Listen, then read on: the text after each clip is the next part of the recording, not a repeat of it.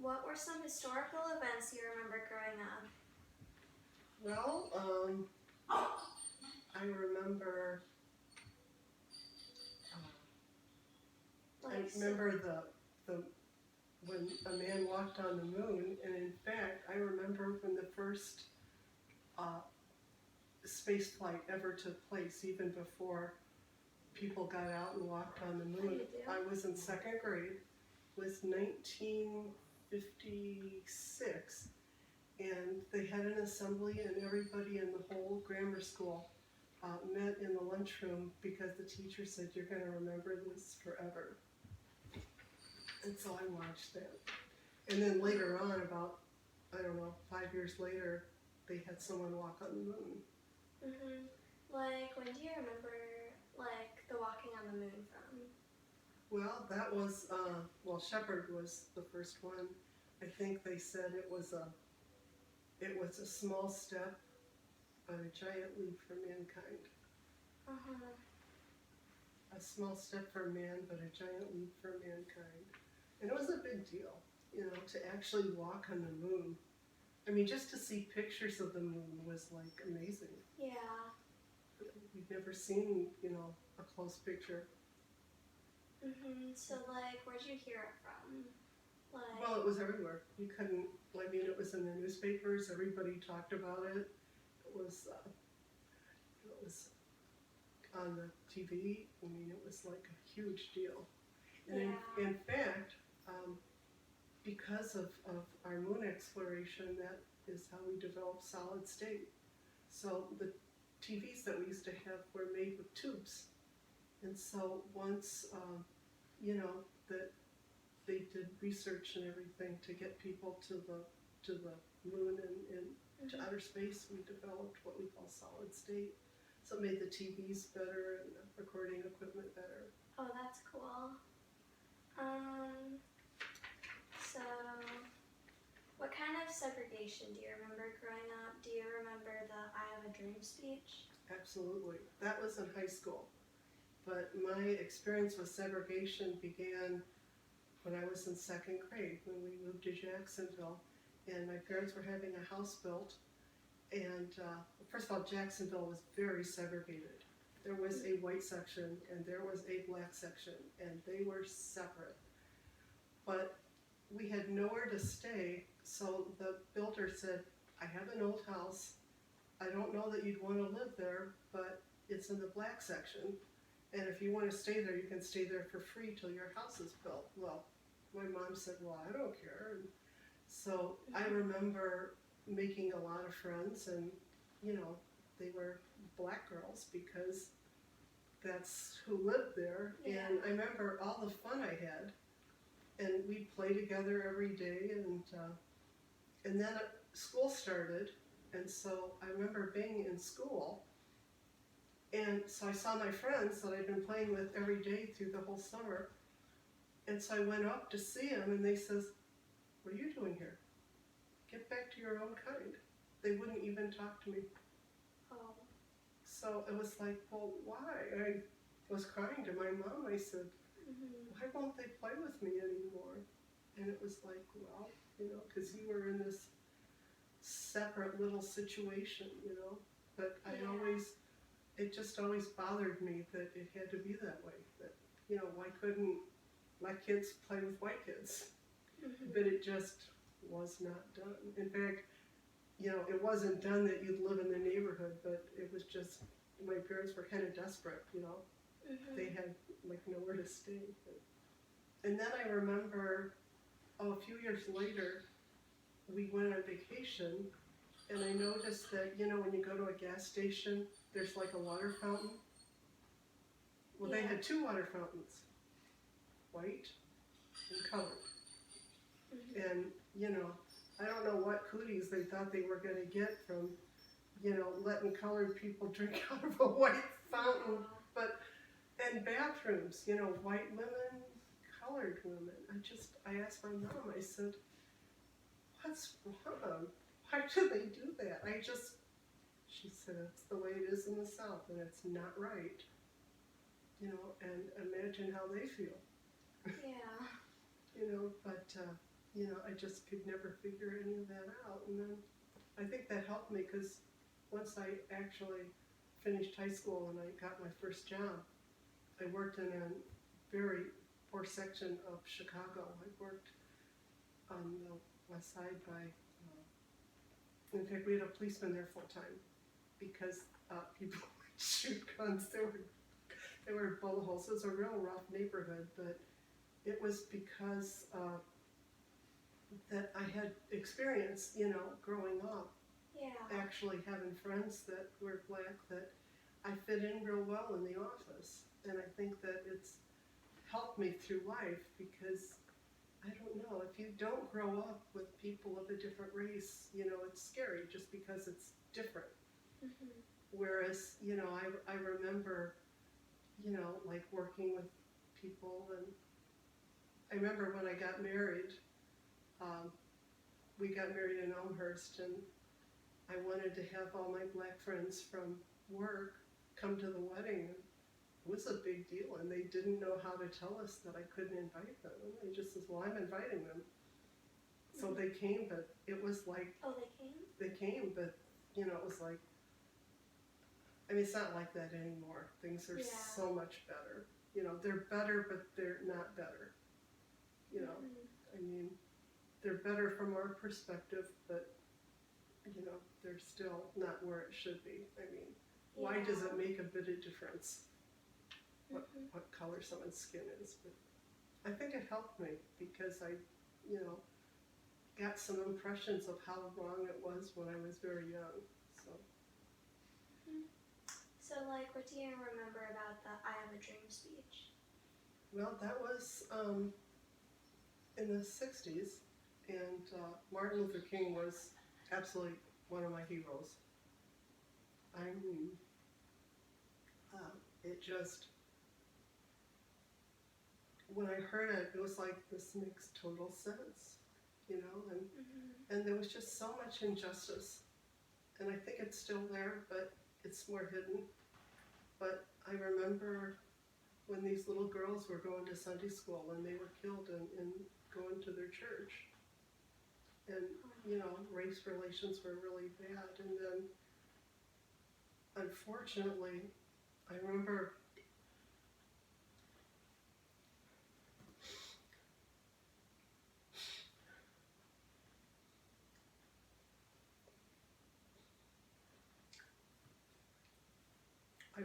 when he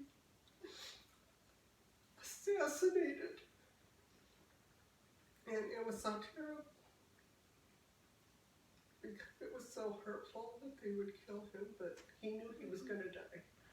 And he knew that he was willing to sacrifice himself to make the world a better place. But I remember he died, and then about the same time Kennedy's brother died, and it's like... It was just so sad for people that really wanted to see things get better. But, I mean, it's still emotional. Another big thing when I was growing up is the Vietnam War. That was intense and wrong. And when I was in high school, I had friends that were a couple years older than me that we heard they died. They had to go to war. There was a draft. If you didn't go to war, you were arrested. So you either went to war or you went to Canada. Canada took people that didn't want to be in the war. But it was different because now if somebody enlists, that they're a hero. How many times do you hear people say, well, thank you for serving? When people went to Vietnam and they didn't even want to go, but they were told they had to, and when they got home from the airport, they were spit on and like hit because they called them baby killers. And it's like, they didn't even want to go, But, I mean, I remember when they started a lottery, because when I was younger, it was like you didn't want to commit to college, you didn't want to do anything because you didn't know if you were going to come back alive or not. So once I think I was in college and they had a lottery where depending on your birth date, you got a number and then you had a good idea whether you were going to have to be in Vietnam or not. And so then at least you could plan your life a little bit. And, I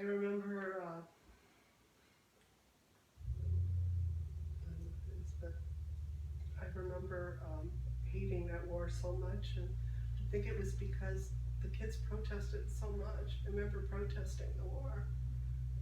I remember taking over the ROTC building, and we didn't let anyone in the building for 3 days to protest the war. So, you know, I guess your grandma was kind of an activist when she was in college. Yeah.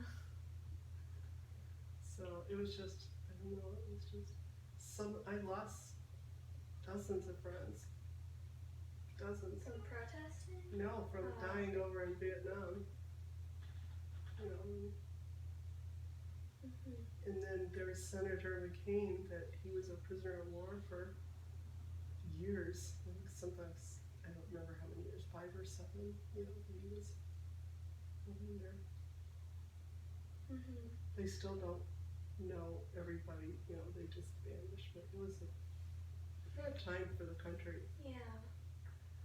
It was a hard time, but next question. What was the first president you remember growing up?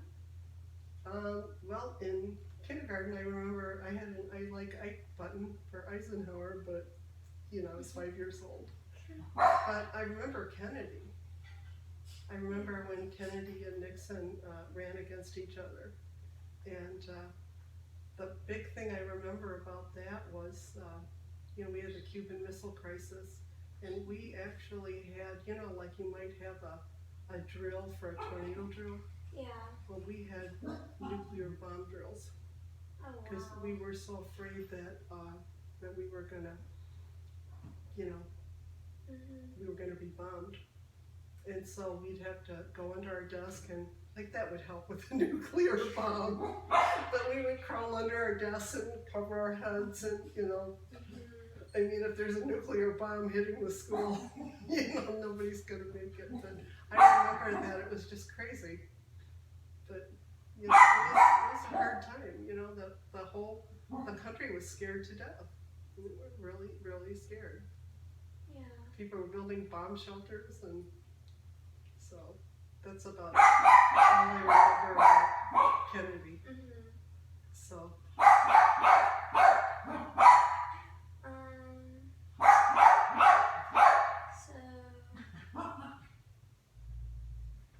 Okay. What was it like growing up in the 50s and 60s? What was like your favorite part about it, and like what were bad things about it? Well, it was certainly different. Yeah. We had no cell phones. We had party lines, whereas you shared a phone line with other people. Well, I lived in a small town. I lived in like Springfield and Jacksonville, but you'd pick up the phone and someone else would be talking because they were on your line, and it was an emergency. You'd say, "Can you please get off? I have to call the doctor," or whatever. But there weren't computers. But yet, I liked it because, you know, we'd play outside till 11 at night, and it was dark, and we'd run all over the neighborhood, and it was safe, you know. Like, yeah. Parents can't let their kids play outside, you know, blocks away in the pitch dark anymore. I mean, no one locked their house. No one ever locked their house. You know, it was like, that was kind of nice, and you knew, like, everybody in the neighborhood. I mean, and kids from like 5 years old to, you know, maybe junior high, they'd all play together. We'd play hide and seek, and you know, every night we'd play, and we'd have big parties with the whole neighborhood. And I don't think that happens as much now, but it was nice. It was nice that, you know, maybe because I lived in a smaller town, but. So like you knew a lot of people? Well, yeah, you just knew everybody. And, you you knew the whole neighborhood, and everybody would play together. So, but, you know, like I said, there weren't computers. Yeah. There wasn't Facebook. There wasn't the internet. There wasn't eBay. So, you know, I mean, even in college, we had a computer in college, and it was the size of a big library. I mean, it Oh, took wow. up 4 floors, and you know, it was probably the size of City Hall, a large City Hall.